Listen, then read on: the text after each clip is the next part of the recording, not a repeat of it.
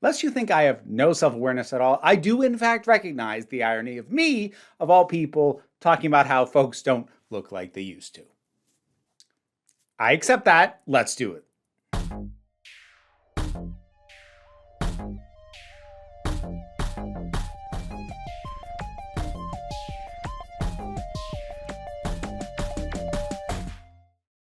I feel like it's starting to become a mark of my age that I can say, hey, remember when our movie stars used to just look like normal people? And there's a not insignificant chunk of my viewers who won't really know what I'm on about at first. But it's been on my mind lately, and I want to talk about it. This whole thing and wanting to talk about it kind of crystallized recently when somebody brought up the upcoming Highlander reboot with Henry Cavill over on Blue Sky. Because I'm not sure that there is a more jarring way to make the point that our lead actors used to look like people you might just pass on the street, and now they look like demigods, than going from Christopher Lambert in the original Highlander to Henry Cavill in the reboot. And they are playing the same character. So, just in case for those who haven't seen the original Highlander, first of all, shame on you. Second of all, here's Christopher Lambert's shirtless scene in that movie. He's fit. He's got a little definition, but he's definitely not bulked up. To put this in context of the time, here's a line from that scene. Filthy sod, you're all muck and muscle. Imagine a movie coming out in the last decade that describes this man, this very slightly more buff than average man, as all muck and muscle. But for the time, this was the expectation. Our movie stars, even in action movies, were not expected to look more built up than this, by and large. Now let's take a look at Henry Cavill. Yeah, there's a slight difference in overall build. Yeah, for sure. Heck, look at this shot from the scene directly before the one I showed you in the original Highlander. Connor McLeod's got a double chin. Can you imagine a movie released today in which an action hero is filmed in a way that shows a double chin, much less somebody like Cavill? It's hard to imagine, right? But also, isn't that weird? Considering literally anybody can have a double chin from certain angles or sitting in a certain way. Guess we just don't film those angles or let folks sit with that kind of posture anymore. And look, there's more to Highlander than the physique of the lead, and maybe the reboot will even be good. Stranger things have happened. Not often, but I can't discount the possibility. But I look at this image of Cavill standing next to Dave Bautista, who is playing the villain Kurgan. And what I see are two comparably big guys who are just about to square off against each other. And when I compare that to the original, where Connor McLeod looked like this when put next to the Kurgan, yeah, they really emphasize the size difference in these men. Kurgan was built like a monster. Connor was just a fit dude. It made Kurgan seem insurmountable as a foe, but facing Cavill off against Bautista, that feels more like this was one of the only actors they could get to be Kurgan who wouldn't be laughed off the screen for thinking that he could take Cavill. And it's not just muscle either. Chiseled jaws, perfect teeth, fewest wrinkles possible. Robert Pattinson was 36 when he starred in The Batman, and he looked like this. Michael Keaton was only 2 years older than Pattinson when his first Batman movie came out, and he looked like this. The biggest movie of 1976 was Rocky, starring a man with this face and this build. 40 years later, two of the biggest movies of 2016 were Captain America Civil War and Batman v Superman Dawn of Justice. They starred men with these faces and these builds. I'm not exactly the first person to talk about this, and other folks have actually gotten into some of the really granular details, pointing out things such as there was a lot of stuff that used to age people kind of prematurely that were ubiquitous then, not so much now. Some of them are outright gone, like widespread smoking or lead in almost everything. Or there's also the mental block that we have when looking through modern eyes at folks who are our own age at the time, but looking at them decades ago, they feel older, partially because they're sporting what we view as old people fashion in everything from the makeup to facial hair to clothing. And details like that are all well and good. I don't plan to get that granular, but it has been on my mind, as I said, so you're going to get a video regardless. Because it's a thought I've been actually having off and on for the past year or so. Earlier this year, as part of a commissioned review, hey, did you know you could actually commission me to take a look at something over on my Patreon? Even if you don't support me at the higher tiers that enable you to commission me to review something, there's still plenty of benefits, like early access to videos, ad-free versions of my main channel videos, and I'm starting to experiment more with Patreon-exclusive content, like running down my 100 highest-rated movies on my Letterboxd account. Check out the Patreon to find out more, because I can't get normal sponsors, and I'm getting tired of eating ramen. Anyway, as part of one of those commissions, I took a look at the 1998 movie Ronin, an espionage-flavored action movie starring the likes of Robert De Niro, Jean Reno, Stellan Skarsgård, Sean Bean, and Jonathan Pryce. And I was watching it, and I looked over the faces of these men as they planned their next move, and I found myself thinking, wow, if this was made today, I'd be looking at a sea of similarly perfect jawlines and muscle tone. Don't believe me? Well, think of an espionage movie from this decade. Okay, that's actually kind of a tall order. The pickings are so slim for that genre that I have seen the 9th and 10th Fast and Furious movies classified as espionage movies. So I'll help you. Let's talk about The Gray Man. It stars Ryan Gosling and Chris Evans in the leads, being backed up by the likes of Danush. Men who look like this, supported by the token old guy, Billy Bob Thornton. We've gone from a room of men, each with a distinct and unique face and pretty average builds, to a room full of guys who look like they're there to be considered for People's Sexiest Man Alive. In fact, one of the leads has been named People's Sexiest Man Alive, and the other one has reportedly turned that title down multiple times. At this point, I should be clear about something. I'm not saying these men with these classic faces and or absurd physiques aren't talented or accomplished actors. Chris Evans, Michael B. Jordan, Chris Hemsworth, Timothée Chalamet, Ryan Gosling, Hugh Jackman, Henry Cavill, Tom Cruise, Chris Pratt, they're all good actors. Okay, maybe less so Chris Pratt, but my point isn't that these guys are only pretty faces and buff bods and can't act. They can act. Some of them are great actors. My point is that being a great actor isn't enough, not on its own and not anymore.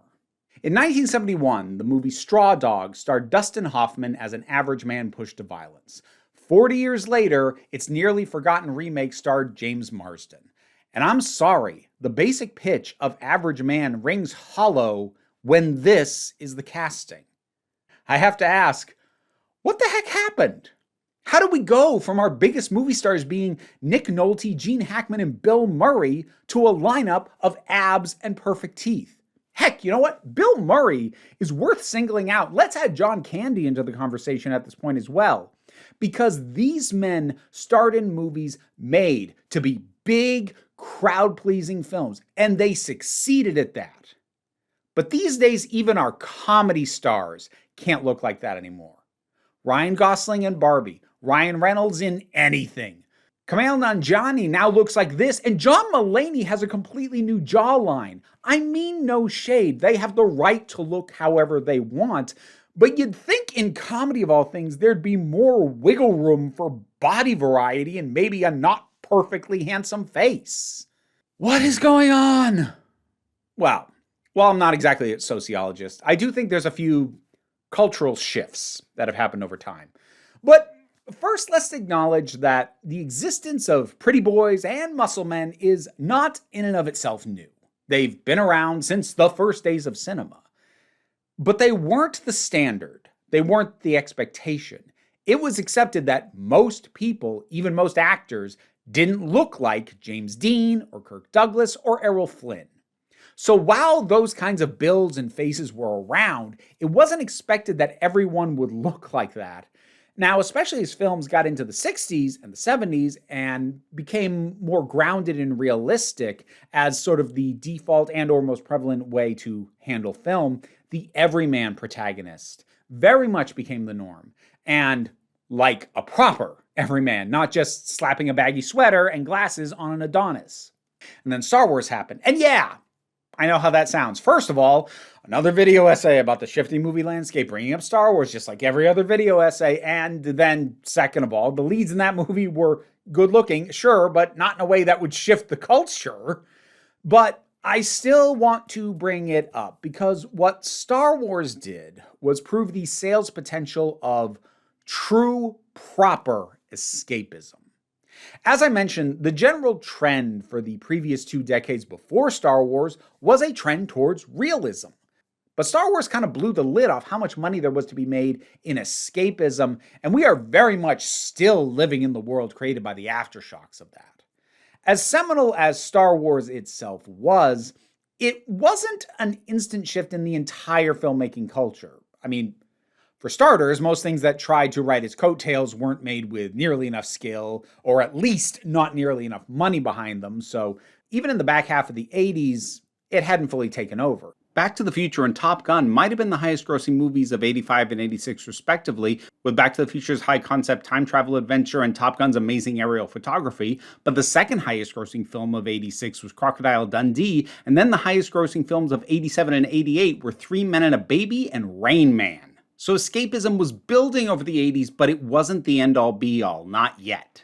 But as the industry slowly figured out how to affordably catch up to the escapist heights of something like Star Wars, there was a parallel trend going on: the rise of the action beefcake.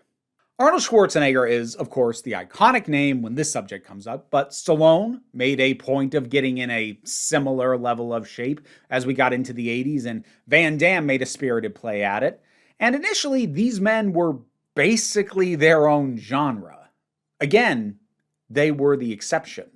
Most men didn't look like them and weren't expected to, not even most actors.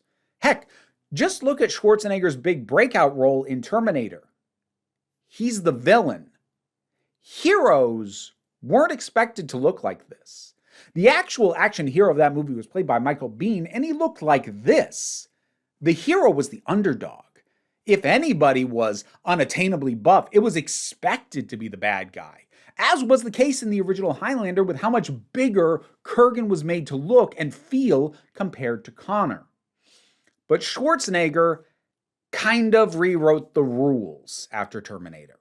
Because no matter what you think of his acting, and honestly, for the record, I think he's a better actor than people tend to give him credit for, but no matter what you think of his acting ability, you can't really deny that the man was, and even still is, very charismatic. And that charisma made him work for the hero, even though he had a build that up until that point was usually reserved for villains if it was seen in film at all. And that worked so well that the industry naturally tried to follow suit. I mean, to go back to Stallone, in the first Rambo movie, First Blood, he looked like this, and then by Rambo 3, well, you can see how things have been reshaped. As we get into the 90s, sure, you'd have fit and attractive actors like Will Smith, but also they'd pair him off with someone like Tommy Lee Jones or Kevin Kline, and it still felt like a balance there. Then we get into the 2000s, and yeah, I'm actually going to blame a lot of where we are right now in the MCU. Now, I say that, but understand that the MCU was very much a culmination of trends. Something else would have been the ignition point for this if it wasn't the MCU. Even leading up to it, the X-Men movies alone kind of serve as a template for the way expectations were drifting, even if we just look at Wolverine. Here's Hugh Jackman in the first X-Men movie released in the year 2000. Fit, kind of on a similar level to Christopher Lambert in Highlander. Hairy to the point that it actually kind of feels like his body hair is doing as much to suggest the shape of his abs as his actual abs are. Then just a few years later, in X2, we had this. By 2009, he was required to look like this, and it only got worse from there. So things were drifting this way regardless of Marvel. But I'm still gonna lay a fair bit of blame on the MCU. Iron Man came out in 2008 and was, yes, a big deal. Between CGI advancements and the rich source material of comics, escapism on scale, or at least within earshot of Star Wars, was more achievable than ever before. Though, despite the kind of shape Robert Downey Jr. got into, I don't think Iron Man would have steered things so much on its own if it hadn't been followed up a few years later by both Thor and Captain America, the combination of which seemed to firmly tie an impossible physique to our emerging wave of escapist media. Because after all, these impossible bodies are a form of escapism in and of themselves. And if you're going to depict a world with magic and absurd tech and superpowers, why not have bodies that look like this? The MCU picked a direction, and its monstrous success pulled the rest of the industry with it as they chased the same big payday. But whereas before, there were only a handful of other actors who tried to be Schwarzenegger, it feels like every major film is now looking to be compared to the MCU. How bad has it gotten? Well, The Last Jedi came out in 2017, and do you remember the absolute confusion that this image generated? It was mocked, memed, and yes, thirsted over, all at the same time, because this isn't what our leading men look like anymore. 20 years previous to this, nobody would have really batted an eye. Say nothing of 30 or 40 years before. And it's not like we don't still have movies, even action movies, with more average-looking folks in the lead. There's movies like Nobody with Bob Odenkirk, or Everything Everywhere All at Once with Ke Huy Quan, or Kingsman letting Colin Firth, of all people, be an unstoppable badass. But these people are now the exception, possibly even more so than Stallone and Schwarzenegger were the exceptions back in the 80s. And notice all of the actors who I just mentioned who are now the exception and allowed to be in a shape that isn't quite that buff, they're all over 50 when the movies I mentioned came out. We're not recruiting a new generation of everymen. We're letting the old guard have one more last hurrah before they are fully replaced by an army of abs and wrinkle-free faces. Because that's the baseline now, not the exception. Now, I'm sure some folks would at this point mention audience complicity in all this, and these are movies audiences are going to, so maybe it's just the market going where the money is. And I'm not going to say that that isn't a factor, but part of what's annoying about Hollywood is when something works, they will keep replicating the component parts without being sure which ones are actually the key ones. So like, are movies with absurdly muscled men successful because that's what audiences want? Or are these the movies that audiences want to see for other reasons, but Hollywood keeps putting muscled men in them and assuming that that is part of their success? Heck, I feel like you can practically call that the Chris Pratt effect. Pratt's rise to fame has been baffling to some, largely because Hollywood treats him like a guy audiences want, when in reality, he just keeps being put in movies that audiences get excited for regardless of his presence. He started being a big bankable name off the back of the Lego Movie and the first Guardians of the Galaxy. But Jurassic World was going to be a big hit, even if someone else played his role. The Garfield movie probably made as much as it would have if somebody else had voiced the lead. The Mario Brothers movies were always going to be mega hits, no matter who voiced Mario. These aren't hits because Pratt is in them, but he keeps being in hits, and therefore Hollywood keeps putting him in what they plan to be a hit. It becomes a cart leading the horse sort of thing. So like, if you love action movies and superhero movies and stuff like that, how would you ever signal to studios that you like the action but not the absurd body types? Because even if you don't like this build or you're sick of it, you're kind of stuck with it if you want to see any action film or a superhero movie. And the fact that you are going to see it, even though that isn't the kind of body type you prefer to see, it's going to still reinforce the practice. They put these impossible to attain bodies in everything. And then if you try and tell executives, you know, maybe people don't need their leads to have these impossible, frankly unhealthy to try and attain physiques, the response will be, of course they do. They keep going to see movies with these people in it. Nuance is dying in our discourse, but it's been fully dead at the corporate level for a very long time. Now, if you've been paying attention, you might have noticed something. I've only been talking about men so far. There's actually a reason for that. Because this whole "our movie stars used to look like average people" thing is far more noticeable with men. Because that was almost never true of our leading ladies. Right from the first days of Hollywood, the standard for anyone other than a character actress was unattainably gorgeous. In the 60s, the same time period where things started to head in the direction of realism and to have room for everyman protagonists, Sophia Loren was one of the biggest actresses in the world, and she got described in trailers for her own movies like this. Starring a dazzling Sophia Loren you've never seen before, as the fabulous Heller in pink tights. Lovely, luscious Sophia Loren. Possibly you don't find the study of ancient languages fascinating. Then try a little study of Sophia Loren. And while I've been focusing on movies, the TV landscape wasn't really much better. You had early hits like The Honeymooners, practically codifying the trope of schlubby guy with a hot wife.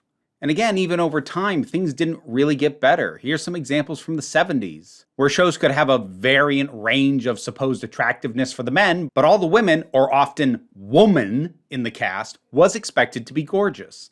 And it didn't really get better if the women were the ones headlining the show, like in Charlie's Angels or Mary Tyler Moore. And again, this is not to take anything from these women. They were talented and many of them were phenomenal actresses. But what I've been talking about with male movie stars now has been the case for women forever. To be fair, there were a handful of exceptions for leading ladies like Barbra Streisand, Sissy Spacek, arguably Meryl Streep. Though to be even more fair, even these women were not that far off the template. And no, I'm not saying these women were ever actually unattractive, just that they didn't match the standards of the time, even back in the 70s. And according to at least one source, Meryl Streep was flat out called ugly by producer Dino De Laurentiis when she auditioned for his King Kong remake. And the thing is, it's not like this hasn't been known for a long time. I'm old enough to remember reading articles from the 90s and even stuff that was written in the 80s where it was being pointed out that actresses were held to a much higher beauty and youth standard than actors, and a woman's career was basically over at 40 until she was old enough to play a mother of adult characters or a witch. Why was I reading articles that were written in the 80s? Because you kids today haven't got a clue about the pain of trying to pass time in a waiting room with nothing but decade-old magazines to peruse. That's why. But nevertheless, it's kind of ironic, isn't it? That it was being noted that the beauty standard for women in movies was absurd when compared to men decades ago. And instead of doing the rational thing and not demanding such porcelain perfection all the time from these women, the culture instead drifted in the direction that started to expect men to hit a similarly absurd standard.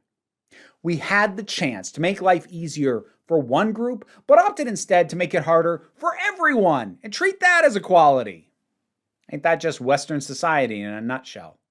Now, just to be clear, I'm not implying that this was deliberate and cooked up by some corporate cabal. Societal drift is a thing that happens, and not always controllably or predictably. Well, I say that, but it'd be pretty naive of me not to mention how all of this, likely unintentionally, it plays into some of the really gross things that are going on right now, especially in the United States. So, if you weren't already aware, America has been seeing a rise in far-right thought and influence, including but not limited to fascism, white supremacy, and Christian nationalism for, well, actually, about the same stretch of time that I've been talking about. Notable roots of really starting to see a presence in the early 80s and increasing to today with a few slowdown periods here and there, but never fully stopping and definitely never going away. And to be blunt about it, the current level of body perfection that's become the Hollywood standard plays into these thoughts and this way of thinking. As our entertainment increasingly pushes this body as the standard for the hero, American culture as a whole has increasingly narrowed its image of what even is acceptable.